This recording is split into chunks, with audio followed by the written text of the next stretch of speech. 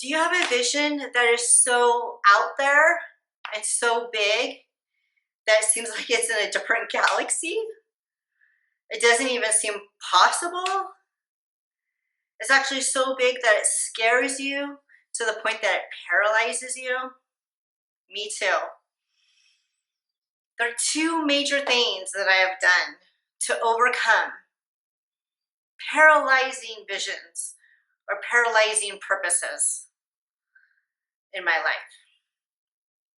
When I was 19 years old, I woke up one day and said to myself, there is something terribly wrong with me.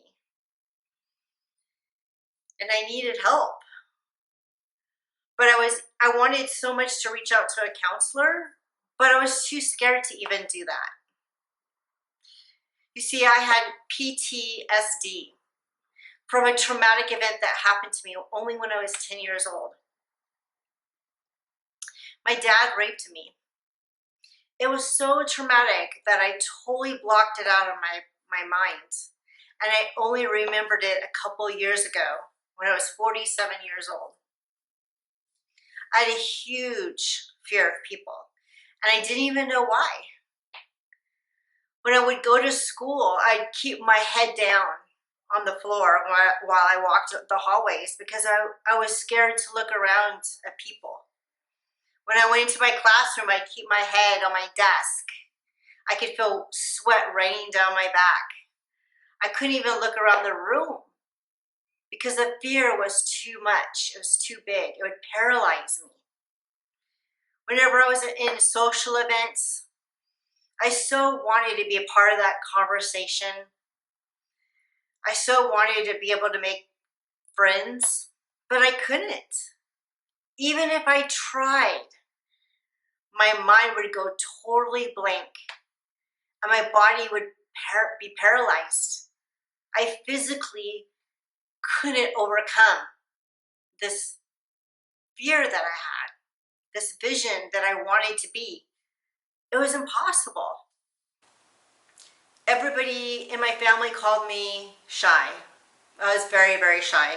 That was the label I lived by. So at this moment, when I was 19 years old, I told God, I said, I really want to change. I don't want to be this person that's so scared of people. I wanted to be able to have conversations with people. But I told him that I couldn't even reach out to a counselor because even if I went to a counselor, I wouldn't even be able to talk to the counselor. So I'd be wasting my money. And so I told him it was his problem and he had to figure that out for me. Then he gave me a vision of an older April. I saw myself in a room, smiling and having conversations with people. I was super outgoing. And I said, wow, only if. That would be like such a dream come true.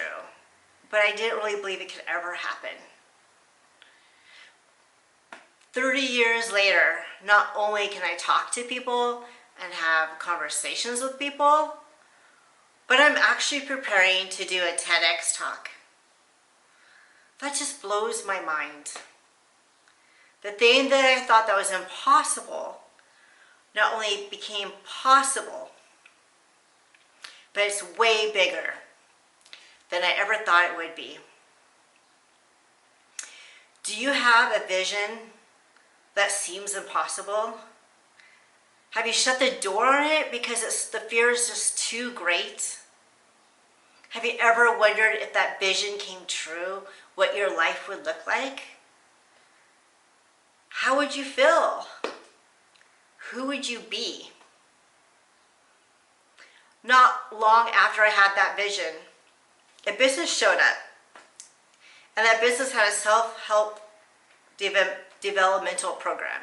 And I started reading books, many, many hours a day. I was reading 3 to 4 books a week, a lot. I started changing my mindset and my thoughts. We had CDs. When we had CDs, and I started listening to CDs about entrepreneurship and people skills and changing my thought processes. And I started taking my thoughts captive. I started thinking about the things that I thought about. And I wanted to build a business. And I knew that I had to talk to people if I was going to build a business. And I knew I couldn't just go up to somebody and start a conversation and make some, business contact. I would totally freeze up. Literally, my body and my mind physically would freeze up, and I literally could not do that. So I asked myself, well, what small step can I do to accomplish this gigantic vision or end goal that I have? And so I said, well, first of all, I got to start making eye contact with people, right? So I started making goals, weekly goals. And so the first week my goal was, okay, I'm going to make eye contact with one new person a day. And so I did that for a while, probably about 2 weeks or so, until I felt somewhat comfortable just making eye contact with one new person a day. And then it was 2 new people a day. And then I did it all the way up to 5 new people a day. So I was making eye contact with 5 new people on a daily basis. And this was a really long process. The next thing I did was, okay, well, now I need to smile at people. So the next goal was, okay, I'm going to smile at 1 new person a day. And I would do that all the way up to 5 people. And then the next thing was, okay, now I need to say hi. To start a conversation, to say hello to somebody, right? So the next thing was, okay, I'm going to make eye contact, I'm going to smile at somebody, and I'm going to say hello to somebody. And I'm going to do that to 1 new person a day. That was my whole goal for the whole day. And if I did that, then I accomplished my goal for the day. It was huge. So I did that, and so I got all the way up to 5 people again. And then the next thing was, okay, now I need to ask them a question about themselves, like, where do they work? Or what city do they live in? Or just one question, right? And so that was the next goal. So the next goal was, okay, so now I'm going to smile, make eye contact, say hello, and ask them a question about themselves. 1 question. So I did that all the way up to 5 questions and all the way up to 5 new people. So it took me roughly about 7 years to actually get through this process. It was a really long process, and I had to work very hard at it. And by the end of those 7 years, one day I woke up and I was like, OMG, I'm actually outgoing. I'm not shy. Like, that was the label that I wore. I was this shy person. But one day I woke up and I'm like, I'm not shy anymore. I'm actually outgoing. And from that day forward, I started calling myself outgoing. I'm an outgoing person. I didn't use the word shy anymore. Do you have a vision or a goal that you want to accomplish that's so big, that's so scary, that it paralyzes you, that there's just no way that you could ever do it because it's way out in a different galaxy?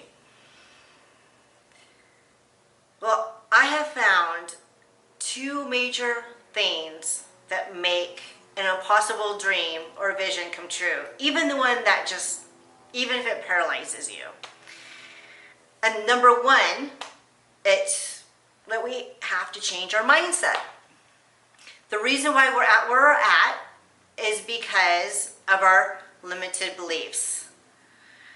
So we have to change our mindsets of what we're thinking about.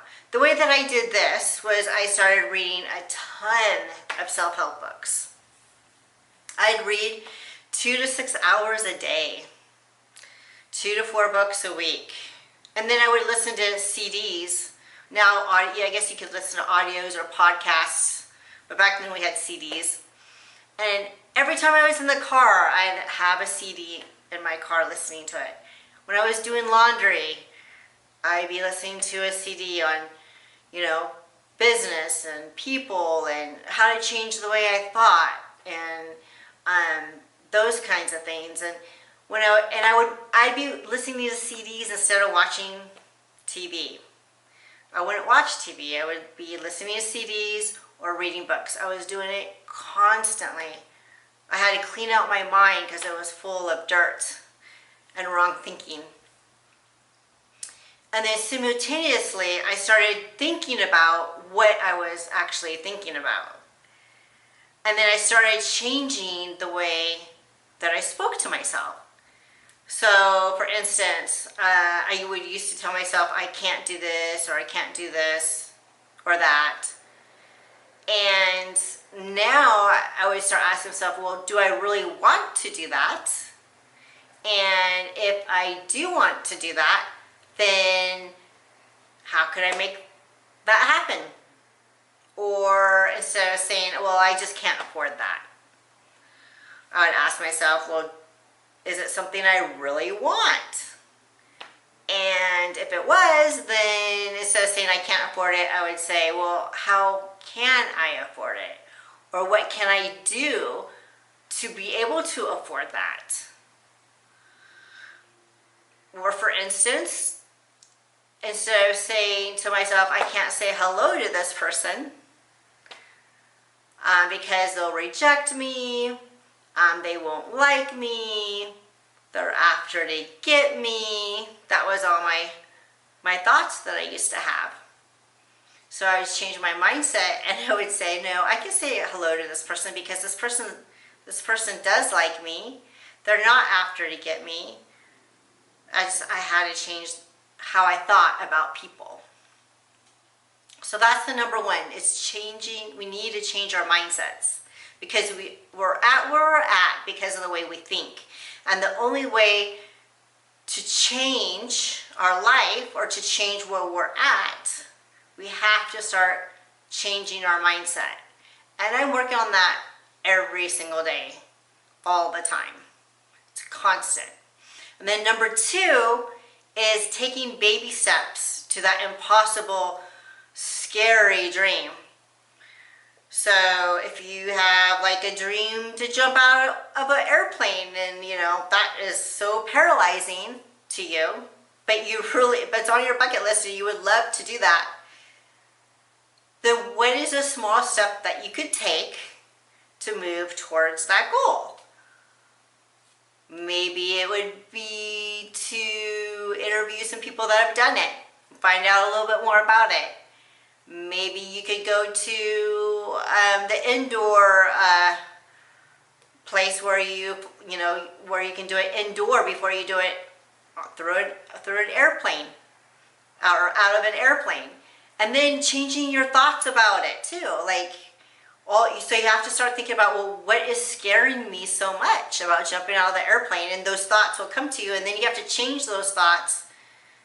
You might be so scared of you might die. So instead of thinking about how you might die, you would think about, well, the thrill.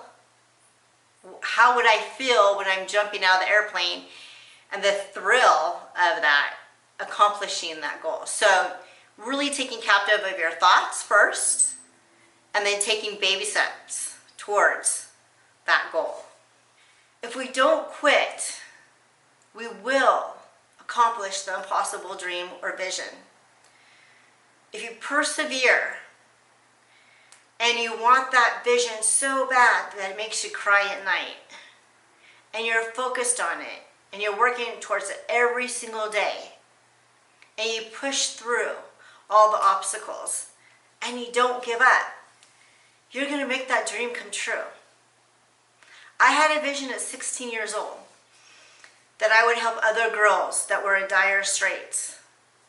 Because I myself was in a dire strait place. I was kicked out of my home at 16 years old because I refused to abort my baby. I was put on the streets. And so I had a vision that I would help other girls do that. That was the thing that pulled me through that place that I was in. I'm 49 and I still haven't done that yet. But I have been making baby steps towards that goal for 33 years. And I will accomplish it, no matter how long it takes. If I'm on my deathbed and I still haven't accomplished my vision, at least I can say I give it my best shot. And I can be proud with what I did. But if I'm on my deathbed and I haven't even tried, and I gave up on my vision because it was too scary, it was too big, I didn't know how to accomplish it, I'd be super upset at myself. I'd regret not even giving it a shot. So how do you want to feel when you're on your deathbed? Do you want to look back and say, I was just too scared, it wasn't worth it because the fear was too big and I just didn't know how to make it happen? Or do you want to say, wow, I'm so glad that I decided to go after the impossible and fight my fear because I've lived the life I wanted to live. I feel so fulfilled. My life was worth it. I have nothing to regret.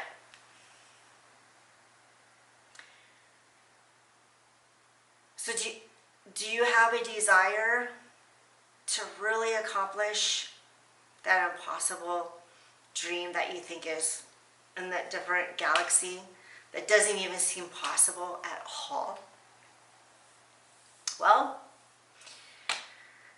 if you work on what I have found, if you do those two major steps, number one, changing your mindset, and then number two, start taking baby steps on a daily basis, and you don't give up and you persevere through it, you will accomplish that impossible dream. Philippians 3:13. I do not count myself to have laid hold of it yet, but only this, forgetting what is behind and reaching out for what lies ahead. I press toward the goal for the prize of the high calling of Elohim. For my next podcast, we will be talking about pain and what pain is good for.